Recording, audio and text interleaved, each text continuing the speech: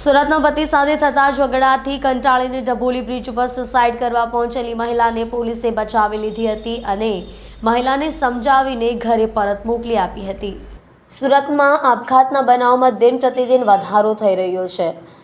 ધીરજ ખોટા લોકો અંતિમ પગલું ભરતા હોય તેવું સામે આવ્યું છે। આ જ રીતે પતિ સાથે અણબનાવ થતા એક મહિલા સવારના સમયે ઘરેથી નીકળી ગઈ હતી। ડભોલી બ્રિજ પરથી તાપી નદીમાં કૂદવાનો પ્રયાસ કરી રહી હતી। પતિ સાથે છેલ્લા થોડા સમયથી મહિલાને અણબનાવ ચાલી રહ્યો હતો। નાના નાના મુદ્દે ઝઘડા થઈ રહ્યા હતા। ત્યારે આ તમામ બાબતોથી કંટાળીને મહિલા આપઘાત કરવા માટે ઘરેથી નીકળી ગઈ હતી।